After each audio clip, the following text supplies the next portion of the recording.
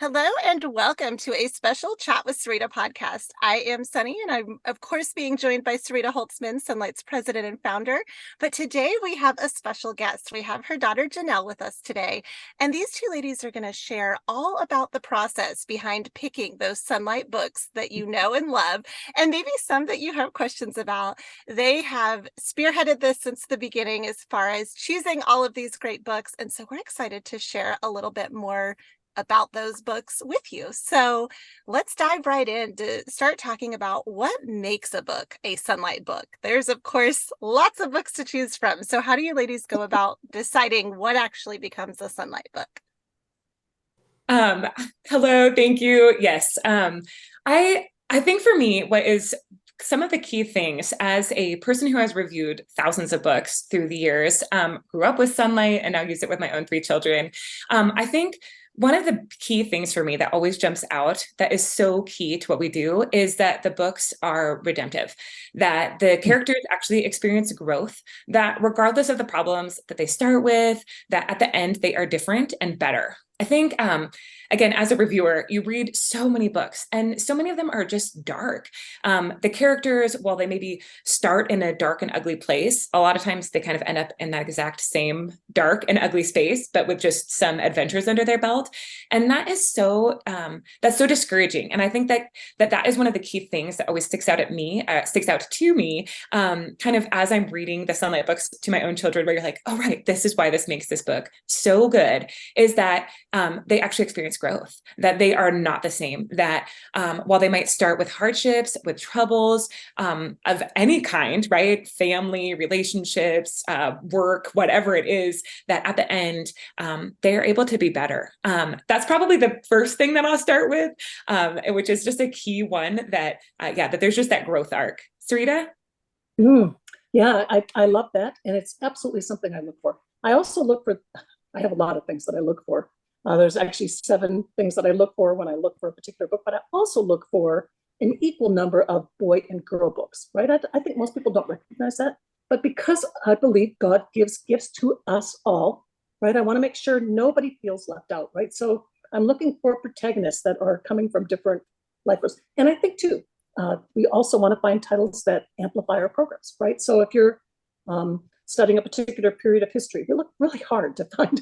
I can remember when we put together the Eastern Hemisphere program. Back then, there were no books that took part in that world, and it was challenging to find them. But that is something we really work at and try to find. I think too, I want to find, like Jonelle said, I want to find emotionally compelling books. We had a customer write to us and once said, you might want to add a box of tip shoes to every Sonlight box because I always cry when I read one of our titles. And I'm thinking, well, I didn't think of that. But yes, we want books to be emotionally compelling and strong and something that people remember. Because when we read a story that grips our heart, we always remember it, right? So that's, Sunny, what do you have? Yeah, no, I love that you brought up the emotions because I was going to say I read a ton and was not super emotional when it came to books until I started teaching my kids with Sonlight. And Nana upstairs, Nana downstairs in preschool got me right away. And every year since, there has been at least 2 or 3 books usually that I'm bawling at the end. And I think it is because of that redemptive arc that Jonelle mentioned as well. They don't stay in that place. You get to see them triumph over whatever the challenge is. And I know I'm always a weeping mess. Some of those missionary books, we just love those in our house. But that is one of my favorite things to hear in the Sonlight Connections community is, oh, which Sonlight book made you cry? Or people will just post a photo of the book and say, this one left me weeping today. And they really are so good, so emotionally compelling. I also loved what you mentioned about finding books about different parts of the world or different historical time periods, because I know in teaching my kids, they are able to visualize that time and place so much better when they're reading from a read aloud or their reader, as opposed to, just, oh, here we're learning about this country. Here's some facts about this country. Most kids are not going to find that fascinating. But if they learn about a child from that country, it takes on a whole new perspective for them. So yeah, absolutely agree. And love all of the books that you ladies have selected that we have read through Sonlight. But something that is kind of unique about Sonlight, I think, is that we really showcase all the different perspectives. You don't just hear history told from the winners of battles and, just one side of things. And sometimes we cover really hard topics. So why is that something that's important or necessary, do you think? And why has that been a focus within Sonlight? I think I'm so glad that you were talking about both of you ladies, hey, that we want both boys and girls, and talking about the uniqueness of, hey, we want to be looking at history and just the broader world. I think because the reality is, I think to answer your question on like, why do we want to be even bringing these things up, is because the reality is we live in a broader world. My suburban experience is not actually the sum total of experiences around the world. And so every time we read a book from a different area or from a different time period in a different area, right, we are just expanding our understanding of just the human experience. And, I think that is something that it's amazing to be able to offer our children that in the form of books. Right now, I have one child who's in high school, one who's in middle school, and my youngest is in elementary. So we're definitely experiencing kind of the very wide range of social experiences and just kind of like the reality of kids as they grow up. And I think, though, I would say that like, hey, my children live a pretty protected, and I love the activities that we do and the places we participate. And yet they are still exposed to a lot of really hard things because people go through really hard things. And so I think for me, it is so nice to have these stories, not because they become a template for how I can talk to my kids or the types of things that I ought to be talking with them, but it gives us a common language of just what life actually holds. I think for me, where did I pick this up? I don't know. But as a Christian, I kind of grew up thinking like, my life should be good. I follow God. Yeah, this should be great. And then you get smacked with the reality, which is life is filled with hard things. There is deep pain.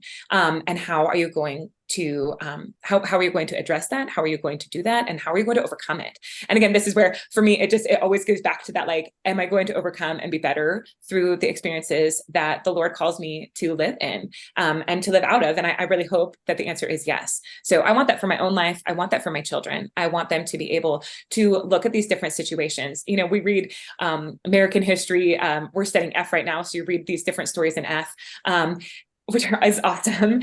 And some of my favorite books in Sonlight are here in Core F. And it is amazing to see that these kids, whether they're in school or they're living on, the prairie, whether they are in an ancient Chinese or Japanese city, they're working, they're problem solving, they are trying to figure out the next thing. And so even while their lives are not easy, they're moving forward. They're saying, how can I live?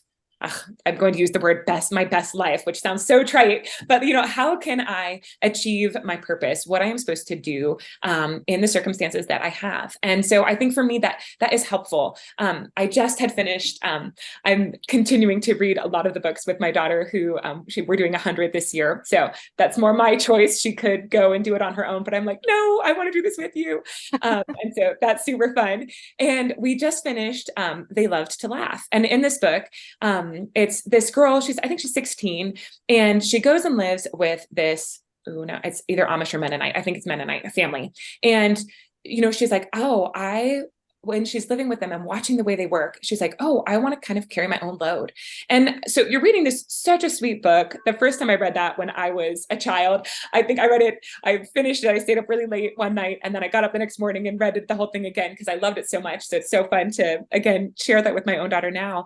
But that had not jumped out at me as a teenager, the way it does as an adult, to say like, you want to stand up, to carry your own load, to be faithful and to do what you need to do. And for my daughter, who is in her teens, to say like, this is just really a good way of thinking. So it doesn't necessarily need to be like a war story that actually draws my attention or captures my heart. It can even be something as this really sweet, tender story of this girl moving in with this family that also captures something that's like, whoa, don't miss this, capture this. Good. I think for me, I recognize we live in a fallen world, right? And although our children, like Jonelle would say, live in a protected place and don't have to deal with a lot of things, to be aware that children around the world do live in tough times, actually can build just an understanding of the world, an understanding of the tension that we live in, that we live between grace and the fall, right? That we have a chance to understand how people live in different parts of the world. I think too, it can build compassion in our kids, right? Where we just say, we have it great and we want to learn and grow, but we can also recognize that people around the world do struggle, do have hard times, go through battles, go through wars, and it can build in all of us just a heart of compassion. I think too, when we talk about hard times, we can use it to even prepare our kids for life, right? We can talk things through and say, we don't have to live in fear, right? We don't have to be afraid, right? Because these kids overcame, we can overcome as well, right? If we put our kids in a box and we say, oh, we're only going to let them read, non-scary things or things with no conflict at all, I'm thinking, well, you might not be preparing them for this world and this life, right? Because like Jonelle said, conflict is all around us, right? So to prepare our kids by saying, look, people have done this. They've overcome. They've accomplished. They've won, even through it. We can do that too, right? So, Sunny, what do you think? Yeah, no, I agree. Because for me, I've always wanted to fight this kind of entitled me focus in kids, right? We all have that selfish nature.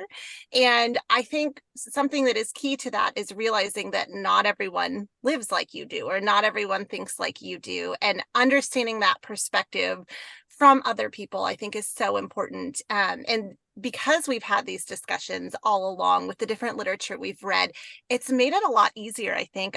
Like Jonelle, my daughter's in high school, my son is in elementary school. So I've also got kind of that big span of ages where you're dealing with different things. And I think the relationships that are developing with those kids, because we've had those discussions, are, I don't know, deeper than any conversation I had with my parents until I was an adult, and kind of had that adult perspective a little more. So yeah, being able to kind of fight that it's all about me, here's the way the whole world lives, by showcasing other perspectives.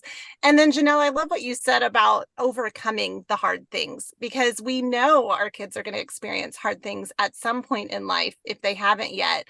So what are they going to do about it? Are they going to sit there and wallow in that? Or are they going to, find out what God wants them to do and then find a way to move forward? And so, yeah, I think you both brought up excellent points about that. And that's something that I really value in these discussions that we have with the literature. But how does that literature make it easier to discuss hard things? I know sometimes parents, we hear from they're cautious, like, oh, my child may not be able to handle this, or this is an awkward conversation for me as the mom to have with my child.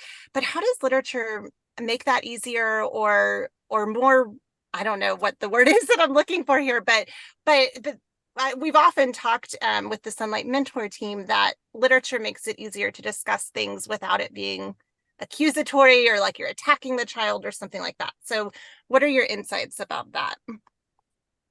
That is a really great question. So I think for me, it's less about like, I'm going to use a specific book, again, kind of as a framework for something, but more, I think it allows you to very, like, for me, non-emotionally and not in like, okay, children, let's sit down and have this conversation.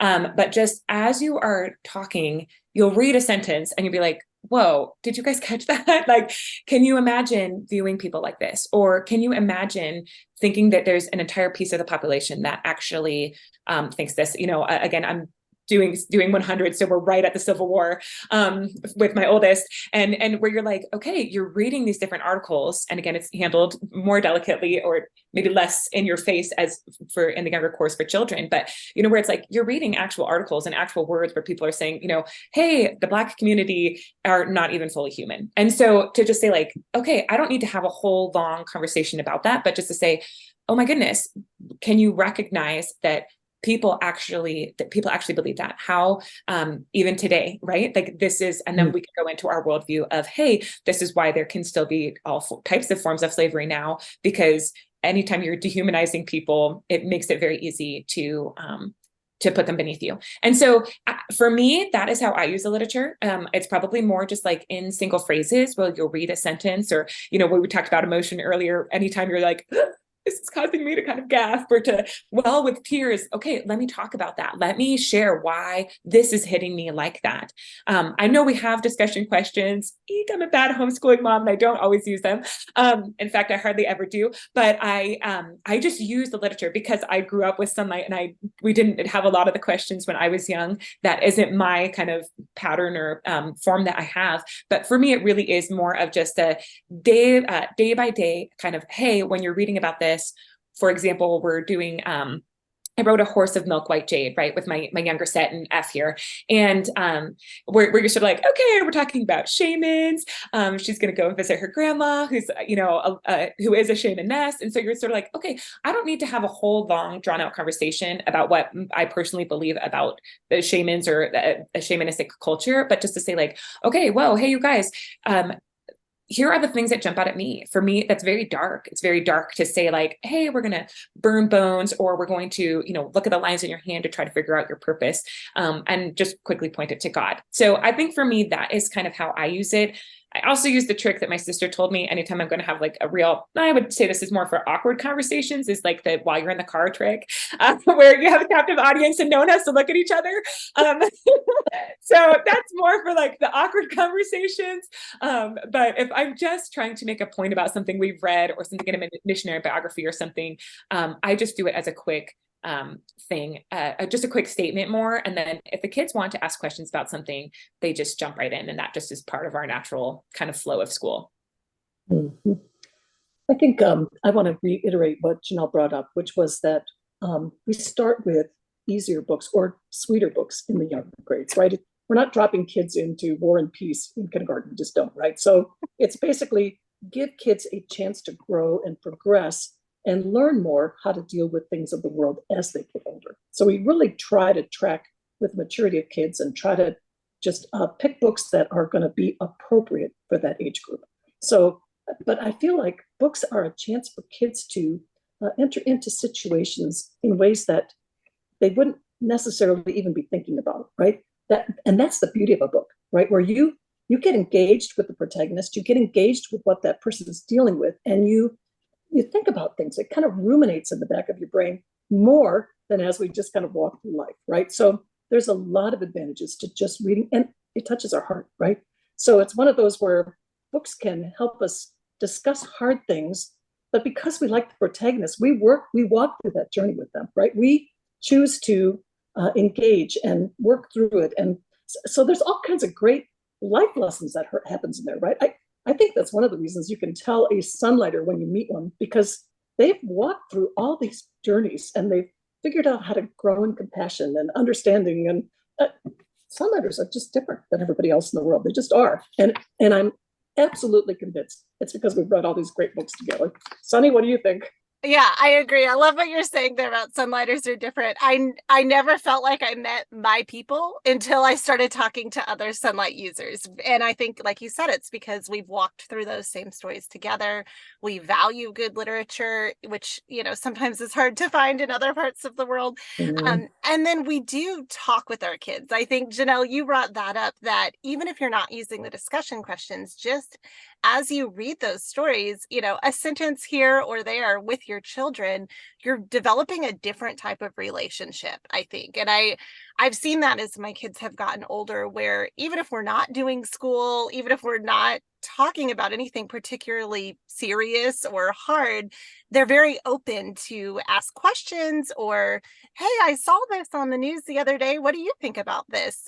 Coming from children, which again, I don't think a lot of kids naturally do that with their parents, but because we've read these stories and we've had these conversations, they know, one, that I'm going to listen to them, but then also that I'm going to understand, okay, well, why do you think that? Let's talk about it. Here's what I think, and really have that deeper discussion. And so, yeah, for me, I love, Sarita, you mentioned the age appropriateness. I've always thought that Sonlight brings up hard topics in a very age appropriate manner. So like you said, we're not slamming, hard things on a kindergartner, but by the time that child is learning about the Holocaust, for example, in level E, they've already kind of built the foundation of learning about slightly hard things and then gradually harder things, and have those conversations with their parents so that when they do learn about harder things, it's easier to have that conversation. Jonelle, I loved what you said about being in the car too for anything that's particularly awkward. I've always pretended like my child asked me why they have ears, because you don't get awkward if, your child says, why do I have ears? And you would say, oh, so you can hear and all these things, and you don't get awkward. So just my practical tip is it's only awkward if you as the parent make it awkward. Your child is just curious. They're just asking questions. So you don't have to feel bad about that. Now, what about, though, protecting a child's innocence or letting kids be kids? One of you referenced that sometimes when we homeschool, we are trying to protect our kids from a lot of what's out there in the world. And I have heard from people maybe who are like, oh, that's too much for my child. I don't want them to know what's out there. I'm trying to protect them and shelter them from that. What would you say to somebody who's coming at it maybe from that angle, where it just seems like too much for their young child? Well, I think because all of us have different definitions of what is hard, I think that makes it almost an impossible scale. I think even when you were just talking, Sunny, about like, oh, discussion, hard. I think for me, there is probably a big difference between what is hard and what is like disturbing. And I don't think Sonlight does anything that is disturbing. I think that it is because there is hard things in the world. People do die, right? Like that's actually just a reality. And so whether if you experience that at 3 or 4 years old with a grandparent, or you experience that in your 20s, which was the first time I experienced it, it was still as hard, right? That was still just a hard thing that I have to go through, but there's nothing disturbing about that, or there ought not to be something disturbing about that. It's just hard. And so I think maybe, that too would be something to just reassure parents that there's nothing, disturbing. There's nothing dark about this. It is sad. There are sad things, but again, there are a lot of sad things. Whether your child has gone through the loss of an extreme loss of a friendship, other people do. That is a hard thing. And so whether they have not experienced that yet, they will experience that at some point in time in their life. Most likely, right? And so to say like, but that's not disturbing. That is hard. We ought to walk through those situations with our children in a tender and caring way and support them and help point to hope and reassure them. But I think that might just be a really big distinction to kind of say, even as you're thinking like, okay, do I want to not be exposed to anything that is hard because I need to live in a world with all sunshines and rainbows, which, hey, I'm like signing up, sunshines and rainbows every day. Yes, please. But like, that's also not real. And so again, for me, particularly as an adult, I can remember one book we had in the curriculum, this is years and years ago, and it was The Fall of Constantinople. And so my mom's reading this book to us, and I'm a child. And at a certain point, I was like, the good guys win, right? And she was like, no, actually, they don't. And the good guys, whatever, the people that we were following in the story. And so for me, that was like, oh my gosh, that's so hard and intense. But again, it's not disturbing. It's just reality. And so to say, I think for me, I'm really okay with allowing my children to witness hard in a very safe space. I'm reading these books out loud to them, or they might be reading it themselves. But I'm present in their life. Again, I wouldn't say we do a lot of discussions, but I would say we have a lot of conversation. And I would agree with you, Sunny, that as I have a teenager now, she talks to me about an awful lot of things, which is to my great privilege, right? And they're hard things, but thankfully, again, they're not disturbing. And so to even help people kind of reframe, like, what am I exposing my child to? We're not putting forth something that is dark. We are not putting forth something that is meant to shock. We are not putting forth something that is meant to cause distress. But we are saying, here are ways that we can operate, that we can overcome, that we can participate in the world around us in in ways, and we as the parents then get to walk through in those conversations. And as we are crying ourselves after reading these, again, hard stories, like, oh man, can you believe that? As we are crying, I think even that gives an example to our children of like, oh yes, this is something that is worth crying over, because there are things that are worth having that emotional response to. There are many things that are hard, but that doesn't mean that they're actually bad. It's good. I think books can teach even how to. No, I want to back up a little. I want to say that we can actually grow through the stories that are there. We're surrounded by bad news, right? I mean, if we think about the TV and the news that is out, well, it's one of those you think, okay, if your kids aren't ready, how are they going to learn? How are they going to learn to deal with these things that come up if they've only read the rainbows and the sunshine stories? It's like that's not the reality. If we don't guide and show and teach our children how to deal with the things of this world, who's going to do it, right? We don't want the world to do it. We want to do it, like Jonelle said, in a safe home, in a home that says, yes, we recognize this, but we also recognize that we can overcome. So that's kind of where I get there. Sunny? Yeah, I agree. I know for me, my thought has always been, yes, there are hard things out there, and I would rather walk my kids through those things and how to handle those things, or what is our response as followers of God to these things while they still live in my home. Because like you said, when they grow up, if they have not been taught those things or never had anything hard happen to them, it's going to be potentially soul crushing for them as an adult to try to figure out how to move through life and what their response to things should be. Like you referenced, I mean, the world, we see what's going on in the world on a daily basis, and it is heavy and it's hard, and we need to equip our kids to manage those things when they grow up. And so, yeah, for me, my thought has always been, yeah, this might be hard to talk about this. We might have tears going on while we're thinking about this now, but I'm equipping them for later, for their future, and how they're going to handle this as an adult. And again, I don't want the world teaching them how to respond to things, because who knows what messaging that will be. And so, yeah, I think it's so important to go through those hard things while your kids still live in your home, because they are in a safe place and you get to be that guide for them, and you're facilitating that growth and that process for them. So that way, hopefully, when they are adults, they will be able to handle it a lot better than they would have otherwise. So yeah, for me, like I said, I've always felt Sonlight did it in an age appropriate way, but they were conversations that maybe I didn't even think I needed to have yet. But in reading those books, it was like, oh yeah, this is important. We need to talk about this. And because we were just following along with our curriculum, it was a very natural, normal way to do it too, right? It was like, oh, here's the book we're reading. We tackled this hard thing. We saw this amazing redemptive arc in the story. And, later on, 2 years later, then that child's coming back saying, oh, this happened, but I remember in this book when we talked about that, or this happened. So yeah, I think if you kind of follow the Sonlight process and the Sonlight method all along, you'll find you really do develop those relationships where no matter what it is, you're able to walk through it together.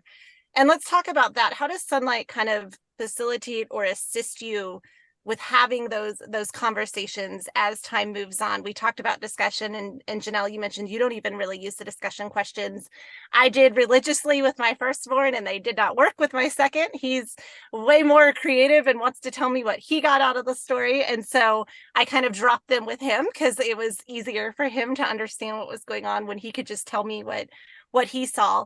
But I know we include parent notes if something might be concerning to a family, and other things. So what are the ways that Sonlight makes it a little bit easier or facilitates the process of dealing with those harder discussions or things that parents might want to be aware of before they launch into a book?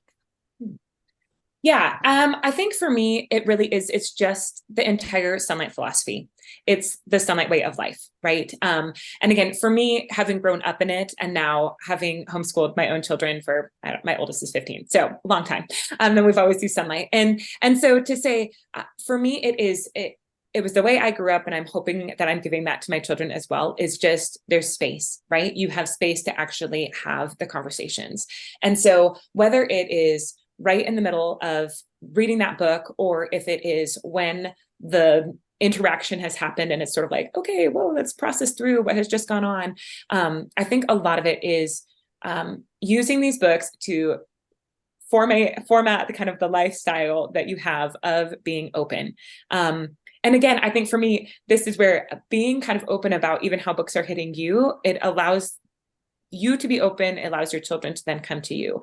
I think too, with that, when we're talking about kind of these harder things, whether that is death or war or disease or whatever, it's sort of like, oh, again, it means that there's not a topic that is off limits when you're reading the Bible together, and then you're reading history books together, and then you're reading historical fiction or a missionary biography. It means that you are just covering such a wide swath of life already with your children. It's very natural then for them to be, or I think I felt like that with my own mom, and I feel like with my children with me, that it's just very natural then to just continue to have those conversations together. And so for me, it's less about having the specific notes. I will say, particularly with science, every once in a while you're like, oh, whoa, okay, what am I supposed to be saying here, right? And so you go check the notes for that. And so I'm thankful for those resources. But for me, it's the entire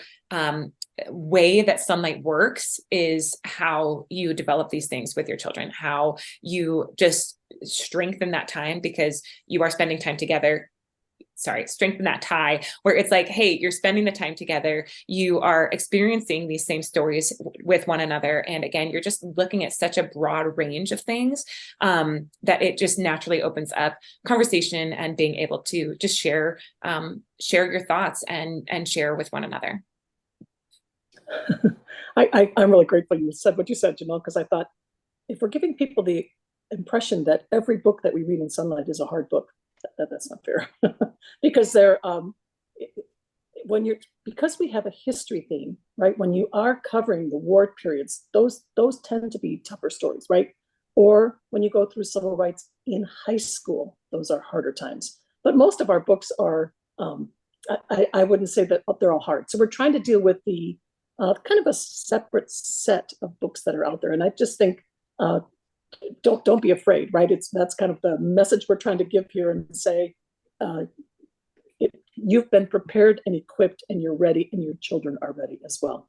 I think for me, it's, we want to be able to talk about things that come up as they come up. And Jonelle kind of alluded to that, right? Where, something comes up, you go, oh, wow, did you notice that? And I think what happens there is we are modeling for our children how to read critically. And I think that is such an important life skill, right? It's one of those where, we don't want our kids to just read everything and just imbibe it, but to say, let's wrestle with this and think this through. And that is something we actually do want to train our kids. And if we just read stories that have nothing of depth in them, we have not managed to be able to teach them that. So that is a true advantage of Sonlight. And I would say it's probably the major one, right? Where we actually are teaching our children how to interact with the things that they're hearing and evaluate and learn from them. Sunny, what do you think? Yeah, I agree. And I think the fact that most of our books are very realistic, right? Not like you said, not all of them are hard. There's a lot of very fun stories. There's happy stories, these adventures that characters go on, but the characters still behave like people do. It's not all, rainbows and butterflies as far as, sometimes in children's literature, you read a story and you're like, okay, it's just too fantastical. And it's not anything that your child is going to connect with necessarily because the character doesn't feel real to them. Even if they can't put that into words when they're young, it just doesn't feel real. They're not into it. And so, yeah, by having these very realistic characters in our stories, the kids are able to connect with those stories better, I think. And yeah, we have favorite books that taught us something. We have favorite books that were just fun stories. So like you said, Sarita, yeah, they're not all hard. But I do think the hard ones are very helpful and age appropriate when you do have to have those conversations. And I always tell people, I'm like, look at your IG, see the parent note, and decide what you're comfortable with. Because Jonelle, you brought up the point that we all have different comfort levels as far as what we want to address with our kids or I know I heard from someone once who they read Old Yeller, and her son had just lost his dog. And so it made it hard because, she did not take into account before reading that story that the trauma that he had just experienced in real life. So I always tell people, read the parent note, just double check, make sure that it's something you're okay with, because of whatever's going on personally for your family. But beyond that, yes, I think that it's always been super helpful for me to kind of know what's coming. That way I know, oh, okay, I better make sure that I'm not just handing off a book to my child. My oldest is an advanced reader. She loves to get ahead in her schedule. And so my tendency with her is to allow her to do that unless I see, oh, we've got something hard coming up. Let me make sure that my ear is available and ready for her if we need to talk about harder things. So yeah, I think Sonlight's instructors guides have always been great about that. And we're talking about, these great discussions we've had, great books that we've had. The three of us are all readers, though. What about if your child doesn't appear to be listening or doesn't seem to like reading? Do you think there's still value in a literature-based homeschool approach, in reading to them? What do you think about that? Because I know some families have one kid that likes to read and maybe another one that doesn't. So what are your thoughts? So for me, I have a couple of struggling personal readers for a couple of different reasons. And so while they are not personally able, well, this is so sweet. So my daughter, she who is a struggling reader, she was able to just finish Charlotte's Web just this morning. She had chosen to start that at the beginning of the summer. And so we have been working, and this is like, hey, we'll read 2 pages a day.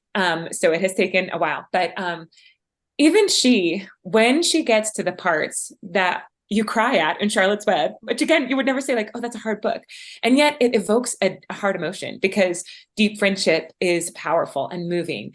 Even she, as she's reading, she's like crying. My husband comes over and he's like, are you okay? And she's like, yeah, I'm fine. I just couldn't get part of the book. And so to say like, even for her, while that was a very stretching book for her, yes, absolutely. 100%. It is totally worthwhile to have her be reading. And she loves stories. So it's like, hey, I'm going to just read to you as much as you need. Again, I mentioned even for my oldest, who is capable of reading, she could do whatever, but I'm like, no, I still want to have this experience with you. And so it's like, hey, let's sit down and read together. And so for me, I'm sort of like, kids benefit from stories. Whether you are reading them out loud to your child, if your child never gets to the point where they're able to fluently read, it still is totally worth it. And again, the shared experience, the shared joy, like again, both of us are crying at Charlotte's Web, right? I mean, she's reading and there's, one word after another. It's not this like, and now I'm reading this whole phrase. But it moves you. So, my husband, again, it just makes me laugh because this just happened 2 days ago where he comes in, it's like, oh my gosh, are you guys okay? And you're like, it's just so beautiful. And so like, that is amazing. That is the power of stories right there. 100%. It's always worth it to read, to get the stories into your children. Mm-hmm. I think it's a growth process, right? So for kids that don't like to read initially, I think the point would be to just press on, right? To keep it up. Like Jonelle said, even if it's hard, keep doing it because there is great value in stories. I can remember speaking at a conference once and I had a mom come up to me. I was sitting in the booth working on something and she said, I had a son who the guidance counselor at school said he would never be able to read. She said, and what I decided to do was just buy all the books and just read every single one of them to this child. And she said, I chose to do that. For a long time, there wasn't a lot of a spark or recognition. She said, but over time, he grew in his ability to listen and she said, when I took him back for testing, the guidance counselor said, this child is at grade level. She's crying, we're both crying, right? Because it's one of those, the testimony is amazing, right? But the point is, keep on. It's worth the investment. It's worth the time. It's worth the trouble, and just let them play with Legos, or that's what all of my kids did, right? Just let them do something that keeps their hands engaged. But we want them to learn to listen. Listening is a life skill, right? It's one of those we want to listen to our boss, we want to listen to our spouse, we want to listen to find out how the directions are. So we're doing a good thing when we teach our children to listen to stories. And there's just tons of benefits that come from reading stories. So keep on and press in. Yeah, I love that and absolutely agree. I have one strong reader, one who is not a strong reader, but like you guys said, they both can connect and relate to a story. And when you think about adults, we're always listening to podcasts or audiobooks or whatever as we move about through our days too. I mean, people are wired for stories. So I love that. Yeah. And would agree and encourage people as well to keep on reading to them. There are benefits to that. Before we wrap up, is there anything else that you would like to add? Any encouragement or tips for people who are listening right now? Yeah, I just want to reiterate that like Sonlight books are not where we're talking about these hard books, but like that is not what Sonlight is filled with. It is filled with fantastic stories that carry you through. And again, what one person might view as hard because of something like, hey, I just lost my dog. Okay, well, that's going to hit you in a completely different way than all of those of us who has our dog sitting next to us. Again, we might still cry, but that's just going to be a completely different experience. And so again, when we're talking even about hard books, I agree. I want to reiterate that like we're talking about the whole range of things that happen in people's lives. And that goes over all of the different grade ranges, right? And so it's not like, and then in each year, we're hitting on every hard possible thing that your child might be exposed to. That would be crazy, right? No, it's you're reading fantastic books. And because they are overcoming, you get to talk about the hard thing that that person is overcoming. And so really, I mean, truly, as a person who reviews books, there's just so much garbage. And then you go every day. I'm like, oh, thank goodness I get to, go and read Sonlight books to my children every day, even on weeks that are really full or overwhelming. I'm like, no, we still got to do school. Not because I'm like, I need to finish at a certain date, but because I'm like, I want to read those stories. I want to participate in the joy of just like celebrating what is going on and that we get to read these things together. And so that comes from me of like, nope, we're still going to keep this pattern just because these books are so good and you don't want to miss them. And it has the additional benefit, I would say, of bringing up things in a very natural way that then you get to just have that conversation with your children. That's good. It's good. I don't think I can add anything to what Jonelle said except read to your children. It's a good thing.